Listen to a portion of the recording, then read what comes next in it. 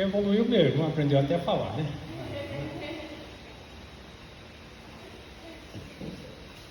A gente tem um livrinho, né? O pessoal que chegou novo não precisa devolver esse livrinho não. Leva para casa esse livrinho aqui, né? Pra gente aqui, todo mundo tem em casa. Quem ainda não tem, acho que mania, tem mania. Quem ainda não tem, pode levar para casa, tá? Tá tudo, hein? Foi tudo?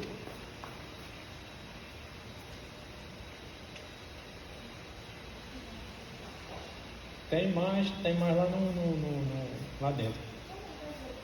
A gente vai ler, tá? Como sempre a gente vai ler. Vamos começar aqui.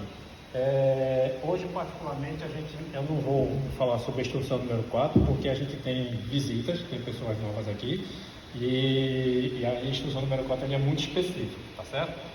Aí eu vou dar uma explicação sobre o Telequiô da maneira geral.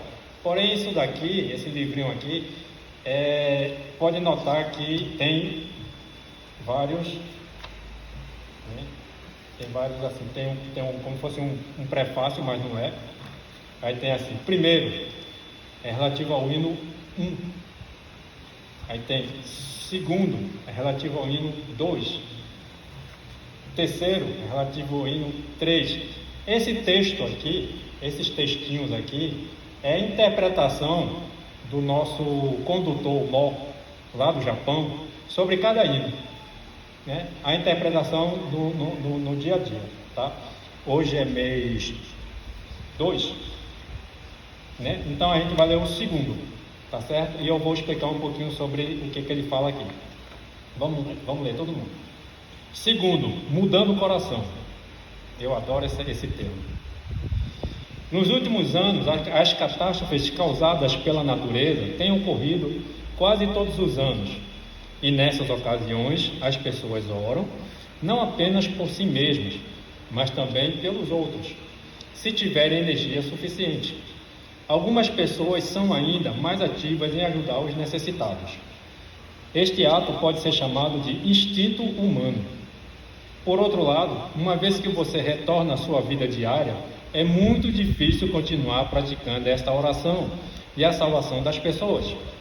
É difícil, mas acho que qualquer pessoa pode ter uma vida feliz se mudar esse pensamento espiritual. O povo brasileiro, ele é muito conhecido como povo solidário, né? Já ouviram falar disso, né? Teve catástrofe, aí todo mundo se junta para ajudar, e junta mesmo, né? E junta mesmo. Várias e várias catástrofes que já tiveram aqui, que a gente viu, junta, e assim, é uma coisa, eu digo, espetacular. Mas quando termina, a gente volta para o nosso dia a dia, a gente volta para o nosso mundo, e aquele sentimento que é de fraternidade que a gente tinha, ele acaba indo por água abaixo de novo. É exatamente isso que a gente está querendo dizer, que ele está querendo dizer aqui, né? Esse sentimento de fraternidade, será que não pode virar uma constante na nossa vida? Né? Será que a gente só pode ser fraterno no momento de dor de alguma pessoa? Né? Ou seja, a gente só pode virar fraterno quando a gente tiver alguém sofrendo. Então a gente vai esperar alguém sofrer para poder sentir esse sentimento de fraternidade, né? No meu ponto de vista particular, é um pouco, como é que eu posso dizer? Eu queria usar uma palavra menos pesada, mas eu acho um pouco cruel. Não sei se vocês concordam comigo. Quer dizer, eu só posso me sentir fraterno a partir do momento que eu vejo alguém sofrendo. Será que eu não posso ser fraterno o tempo todo o tempo? É difícil, não é fácil. Será que eu não posso estar tentando ajudar as pessoas, independentemente do sofrimento, ou melhor ainda, evitar que essas pessoas sofram? Quer dizer, eu ser fraterno antes que venha o sofrimento dessas pessoas? Essa é o que o nosso condutor Mó chama de mudando o coração, pelo menos é como eu entendo. Dentro do Telequiô a gente vai ver, vocês vão ver muita gente falando assim, como eu entendo, porque não existe uma regra, Não existe um dogma, apesar de ter escrito aqui, doutrina do Tenrikyo, né? Apesar de ser doutrina, ela é uma doutrina que é os ensinamentos, mas ela não é dogmática, ela é interpretativa, tá?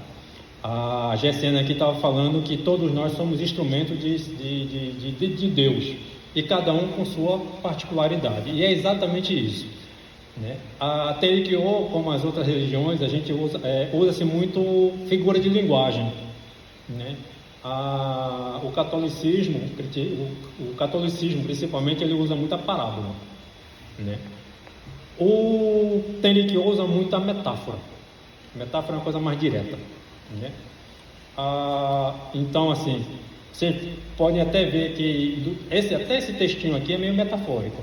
E uma das metáforas que usa muito dentro da Tenrikyo é a madeira. Madeira. Deixa eu explicar. Tudo aqui madeira, tá certo? Esse altar aqui todo, tá? Esse altar que tá aqui, ele é construído com madeira de encaixe. Não tem um prego.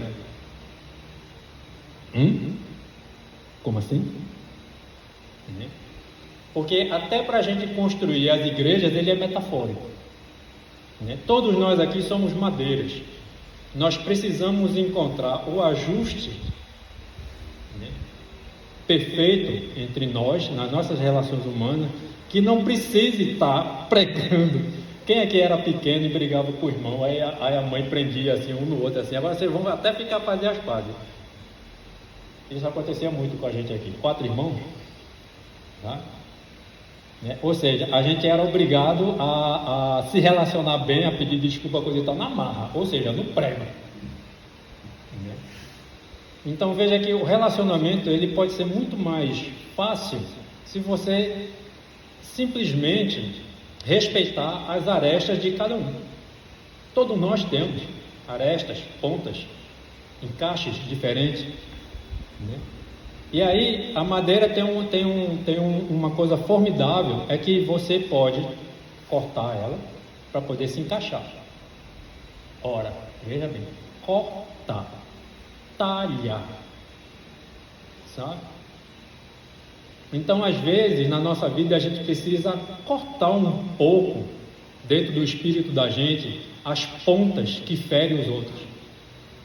Talvez isso seja uma coisa um pouco dolorosa, porque vai ferir o nosso orgulho. Essas pontas que ferem as pessoas são o nosso orgulho, né? É o que na Tenrikyo a gente chama de cogitações humanas, tá? Quando a gente pensa muito na gente mesmo, a gente mostra já viu aquele negócio mostrando as pontas, pronto, as garras, né? É quando a gente está pensando muito na gente mesmo, a gente bota para fora isso mesmo, a gente acaba botando mesmo. Quando a gente está muito pensando no próximo, a gente está procurando sempre se moldar à situação, às pessoas, né? Procurando responder aquela palavra mais áspera, mais rígida, enfim, né? É um trabalho de madeira que se encaixa ao ambiente para poder ele ficar em pé. Esse altar aqui tem mais de 30 anos, né? Não tem uma rachadura, tá? Assim, o que eu digo, o altar mesmo, tá certo? O altar mesmo, ele é todo de encaixe. E aí tem o que fez isso aqui, o marceneiro que fez, ele é diretor da igreja, ele mora lá em São Paulo, né? Ele tem uma casa de divulgação, e foi o que fez. Vocês estão vendo os novos aqui, são os novos altares que a gente vai colocar aqui, tá? A gente vai trocar, né? São as casinhas, tá? São as casinhas que a gente fala aqui. Aí o altar todo, de vez em quando ele vem aqui assim, aí ele fala com tanto orgulho, assim, aí faz. Não tem uma, como fala? Flambada. Flambada não tem uma, assim, as madeiras estão rígidas, né? Estão retinhas. Com o tempo a madeira ela pode fazer isso, flambar, né? Ou pode distorcer um pouco. E aí acaba aparecendo os encaixes, né? Depois que a gente terminar aqui, eu convido, vocês podem chegar até um pouco mais próximo para tentar ver assim, os encaixes assim. Daí eu acho que tá dando para ver um pouco. Eles são perfeitos. Os caras são perfeitos. Agora, buscar esses encaixes com as madeiras, com madeiras aqui de quase 100 quilos, né? São toras de quase 100 quilos ou mais, sei lá, tentar encaixar uma outra ali, tentar achar o encaixe, é um trabalho microscópico. Concordam comigo? Assim. E dá para ver que não tem marretada, não tem, a madeira está machucada. A madeira foi cortada de tal maneira tal que ele se encaixou. O Hermani estava aqui desde a fundação. O Hermani está ali. É que ele chegou atrasado e foi ali correndo, queria se escapar, mas a gente acabou pegando aí pela orelha, né? E ele sabe, ele estava aqui na época que estava fazendo, ele sabia como é que era, né? Essa minúcia de tirar mais um pouquinho, tirar mais um pouquinho, tirar mais um pouquinho, encaixar mais um pouquinho e achar o encaixe perfeito. É metafórico isso, né? Isso é metafórico. Quem aqui é marido e mulher sabe exatamente que nem sempre os encaixes vão bater. Não precisa ser marido e mulher não, basta ser irmão, basta ser amigo, basta ser ser humano. Os encaixes nem sempre vão estar lá. Então, é quando a gente fala de ajuda mútua, porque às vezes o encaixe da outra pessoa, ela não está preparada para encaixar, então eu vou lá e me moldo. Mas amanhã, de repente, eu estou uma madeira mais dura, e aí, do outro lado, vai. Então, essa ajuda mútua, né? Ou seja, é o que ensina-se muito, é o que a GCN estava falando de vida modelo. Porque é um modelo de vida, se a gente for pensar direitinho. Todo mundo tentando se adequar às situações positivas ou negativas do próximo e assim vivendo em harmonia. É um modelo de vida. Não é verdade? Então, no Teriquiô também tem a Via Crucis, né? A Via Crucis de Cristo, ele foi ensinado justamente como um modelo de vida, né? Porque mesmo no sofrimento, Jesus Cristo estava ali e pregando o perdão, pregando a compaixão e mostrando para as pessoas que mesmo com chicote, enfim, com toda aquela adversidade que ele estava sofrendo, né? Ele estava pensando no próximo. Então, na vida modelo de Oyasama é um pouquinho diferente. Não foi uma via cruz, foi uma vida de 50 anos. Foi uma vida de 50 anos que ela se dedicou completamente à salvação do próximo. Num Japão feudal, tá? Onde ela, como esposa, como mulher, ela era objeto do marido, objeto assim, posse do marido, né? E aí tem um amor do marido também, que compreendendo a situação toda, também apoiou ela completamente. E aí vinham de uma família rica não, mas de posses, né? Não chega a ser rica, milionária, mas era uma família que tinha, e eles simplesmente se desfizeram de tudo para poder chegar ao fundo da pobreza, né? Mas parece até uma coisa, a gente precisa chegar na pobreza para poder ser feliz. Não, não é isso não. É porque assim, para ela tinha que salvar as pessoas, né? Lógico, ela veio aqui para salvar as pessoas. Será que ela rica, as pessoas iam escutar ela? Porque ela não veio para salvar, para sair dando comida. Ela veio para sair dando força espiritual, para que cada um conseguisse achar dentro de si a verdadeira força espiritual. Essa força de conseguir se moldar nos encaixes perfeitos. E aí, será que ela rica, o pessoal todo ia conseguir escutar ela? Né? Então, assim, do meu ponto de vista, foi até uma coisa estratégica, né? Assim, as pessoas começam a querer escutar, a querer entender o que ela está falando, né? Falando de vida modelo, né? E essa dedicação dela de 50 anos, que ela ensinou para a gente, né? Há 180 anos atrás, nos traz um modelo de vida. Significa que a gente precisa cair na pobreza? Não, não é isso não. Significa que para a gente entender o que Jesus Cristo queria dizer, a gente precisa passar por um via crucis, precisa ser crucificado? Não, não é isso não. O que eles queriam dizer não era isso não. Todos os mensageiros de Deus que vieram e que eles queriam dizer não era isso não. Eles usaram de extremas situações para poder a gente conseguir entender o que Deus está querendo dizer para a gente. Assim, em alguns poucos momentos, eu não vou conseguir, né, explicar o que é o Terikyo para o pessoal que está chegando aqui novo, né? Terikyo é muito, mas vamos tentar começar do começo. O que significa Tenrikyo, né? Vamos lá. Tenrikyo. São 3 ideogramas. Tenrikyo. Ideogramas japoneses, né? O primeiro significa céu.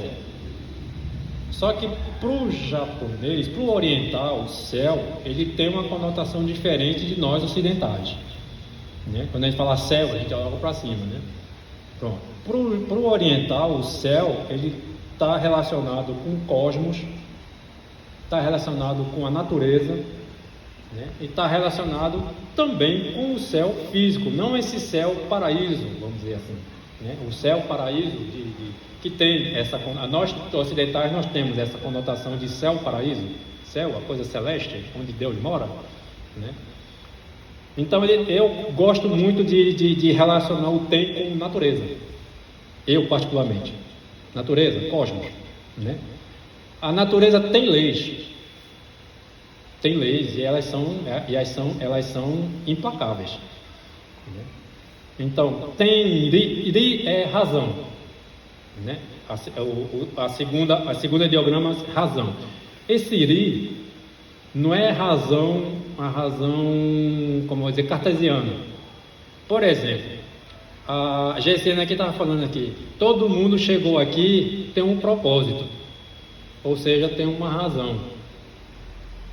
É esse tipo de razão. Por exemplo, todo mundo aqui nasceu de um pai e de uma mãe, né? Óbvio, né? Mesmo aqueles que foram adotados, mas nasceu de um pai e de uma mãe.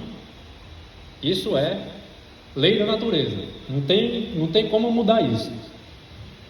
Bom, no Terikyo não. Eu, particularmente, dentro da Terikyo, eu faço muitas pessoas fazerem essa pergunta de reflexão. Por que é que eu sou filho dos meus pais? Tem um propósito, né? Olha, entenda, a pergunta é diferente. A pergunta não é porque meus pais são meus pais, não, viu? A pergunta é por que é que eu sou filho dos meus pais?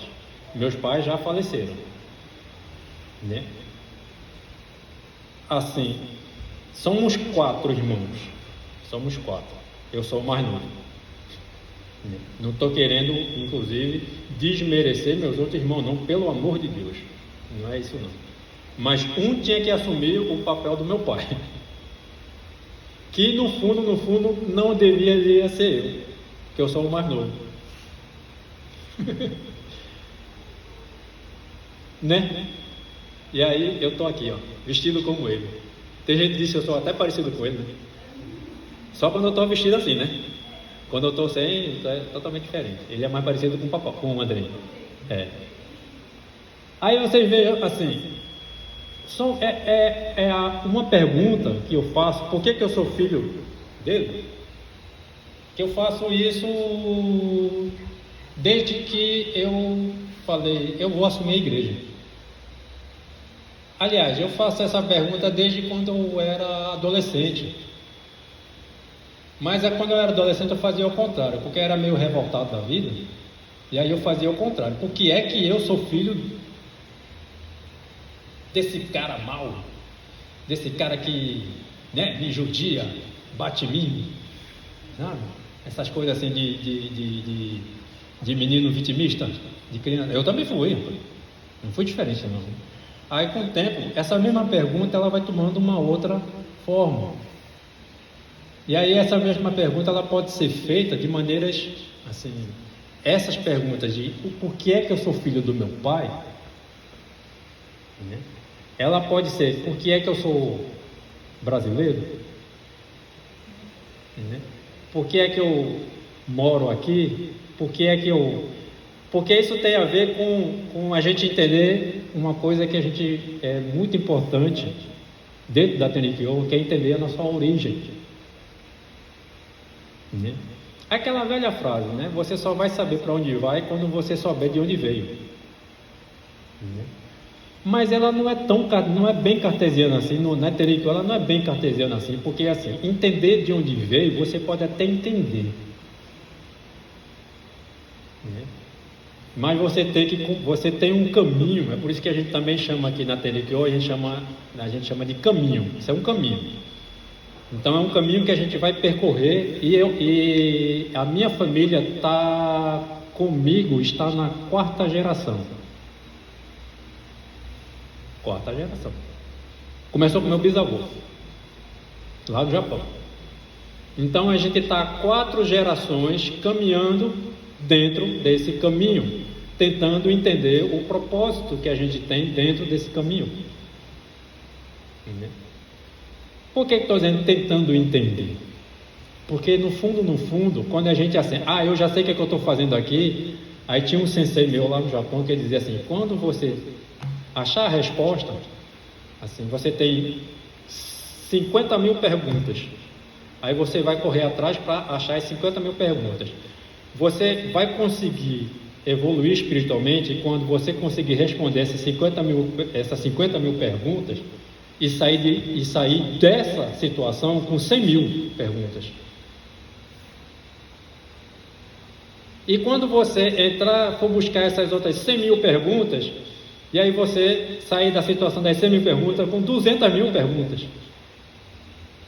Aí eu assim, como assim, sensei? Não estou entendendo. Se eu estou correndo atrás de resposta, quando eu achar as respostas, não é para eu estar satisfeito, e sim com as perguntas, mas não com a inércia.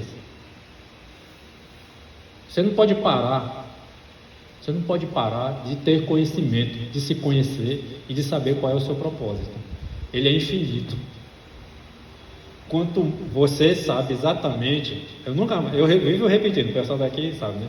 Eu vivo repetindo. Isso tem a ver, eu estou só explicando o Uri, tá? É grande, né? Isso tem muito a ver com, por exemplo, todo mundo aqui, eu tenho certeza que todo mundo aqui sabe exatamente o poder que cada um de vocês tem de fazer o mal. Como assim? Eu tenho o poder de fazer o mal? Tenho. Quem nunca aqui disse? Já falou para outra pessoa: não pise no meu carro não,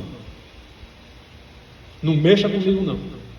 Todo mundo aqui já falou isso, tenho certeza que já.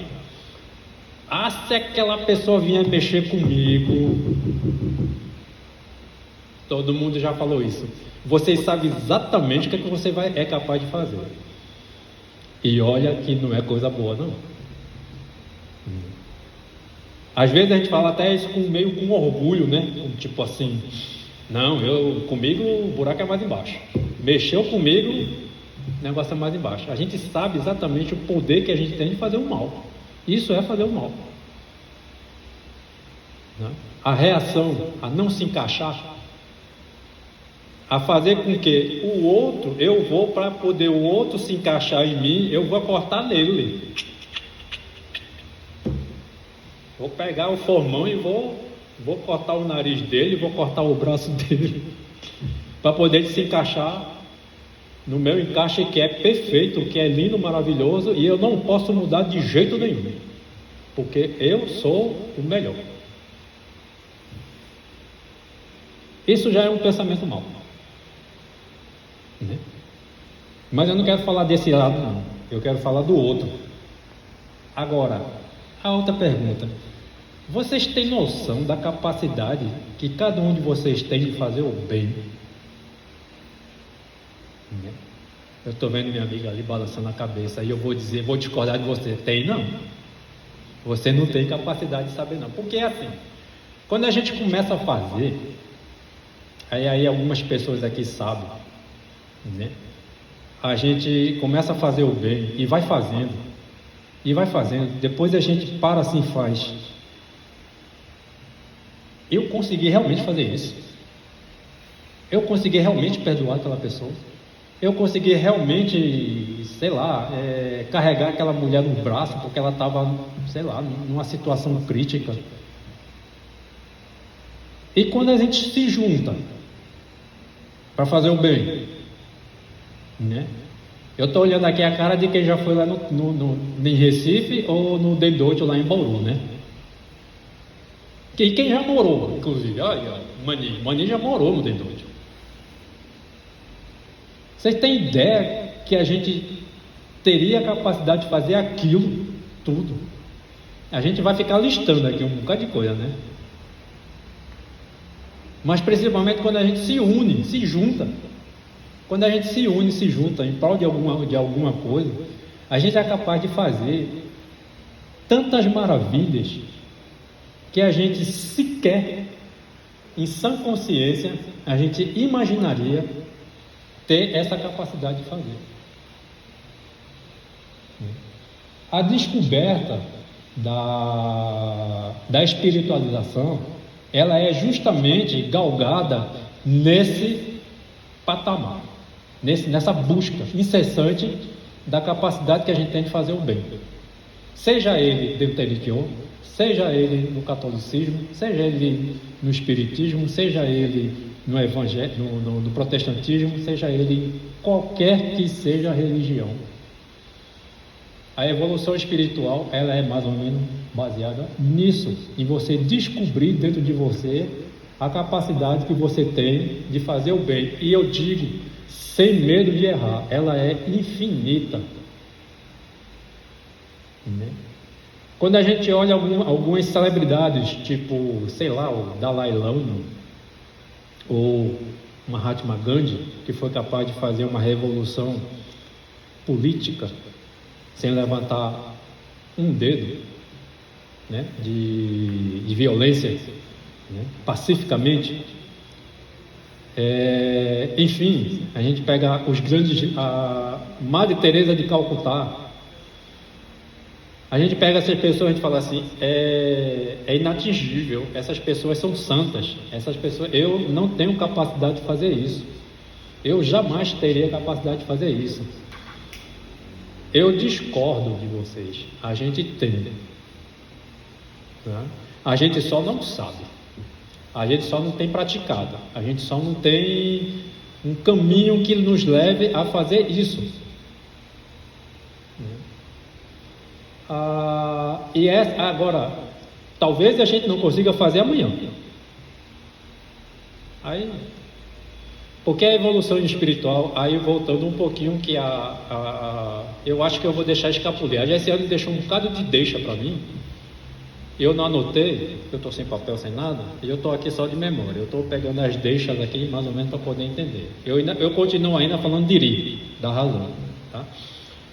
Aí ela está falando aqui sobre esse, assim, dentro do Teikyo a gente tem sempre esse 3 anos ou 1000 dias, tá? O que é isso? Para fazer determinação espiritual.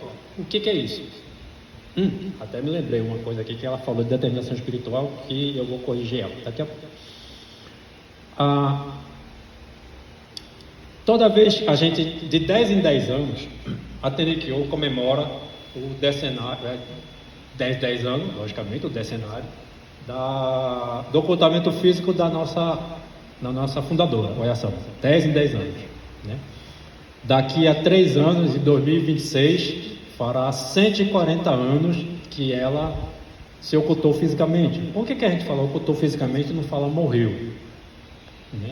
Fisicamente ela morreu, mas espiritualmente ela está aqui, tá? Está aqui só não, está aqui, está ali, está em todo canto, né? E aí quando, assim, de 10 em 10 anos, aí passa 7 anos, aí de 3 anos, aí fala, dentro da religião, fala de a gente fazer uma determinação espiritual para evoluirmos espiritualmente. Em linhas gerais e guardadas suas devidas proporções, é mais ou menos assim: a cada 10 anos que a gente comemora o decenário de Oyasama, Como é que você quer chegar lá? Igual? Né? Mas o dia a dia, né, a vida por si só, ela já vai me dar uma evolução espiritual. Concordam comigo? Nosso dia a dia, os nossos problemas, enfim, nosso cotidiano, ele já vai dar um progresso, uma evolução, uma maturidade espiritual. Por que é que eu tenho que me determinar mais? Não é que tenho, mas é bom. É mais ou menos assim. Todo mundo aqui é profissional? É. Todo mundo aqui é profissional. Dentro das suas carreiras, todo mundo é profissional. Como profissional, seja lá o que qualquer que seja o ofício, a gente está sempre estudando mais, né? Bom, eu tenho formação de arquitetura. Faz tempo que eu não estudo arquitetura mais. Mas agora eu sou missionário. Eu não paro de estudar. Aí, assim, mas quando eu era arquiteto, fiz o curso de arquitetura, legal, aí faz uma graduação, faz um mestrado, faz não sei o quê, faz um doutorado, a gente está sempre querendo se aperfeiçoar mais para poder se tornar um profissional melhor, uma pessoa melhor. E é normal, mesmo seja, não, eu sou só comerciante, o que é que você comercializa? Eu comercializo jujuba. Aí a pessoa tá ali sempre pesquisando mais tipo de jujuba diferente, não sei o que, como vou comercializar jujuba, está sempre se aperfeiçoando. É normal isso, porque se você não fizer isso, você está morto, né? Como profissional. E como ser humano, será que a gente espiritualmente consegue fazer isso? Ora, a vida por si só já vai me dar uma evolução espiritual, principalmente os revés, os sofrimentos, né? As faltas, as decepções, vai lhe dar quer queira ou não, na hora dói, mas depois a gente se fortalece. Já dizia Friedrich Nietzsche, o que não me mata me fortalece. Tá, mas se eu descubro uma coisa que não é muito legal em mim e que não me faz muito feliz, será que eu não posso mudar? É disso que a gente está falando. Por exemplo, eu não vou tomar ninguém aqui como exemplo, eu sempre tomava, mas não vou tomar não. Aliás, eu parei, vou me tomar como exemplo. Eu tenho uma coisa que é muito ruim, que chama-se falta de paciência. Eu não tenho paciência. Quem me conhece desde criança sabe, o Hermani ali é praticamente meu irmão mais velho. Ele sabe que eu não tenho paciência nenhuma, né? É por isso que ele além de ser meu irmão mais velho, era quase que o meu monitor de judô. Quando a gente treinava judô, ele mandava eu ficar dando porrada no coisa para poder passar a raiva. Porque desde pequeno eu era raivoso, né? Ou então a gente brincando pegava uns cabas grandes que não sabia judô e então me derrubar os cabas, né? Era bom, rapaz, era bom demais, né? Pegar uns cabas grandes e sair derrubando os lapados, né? A gente pequenininho, né? Tum. Aí chega. Pois é.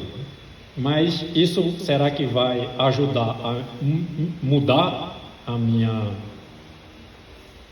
personalidade? Não. Extravasar? Não. Né? Botar para fora? Gritar? Não vai me ajudar. Porque qualquer outra situação eu vou ter a mesma falta de paciência, vou ter a mesma raiva, eu vou ter. Evoluir espiritualmente é eu começar, pelo menos em determinadas situações, parar de ter esse sentimento. Esse sentimento que só eu tenho e que só faz mal a mim. Será que só faz mal só a mim?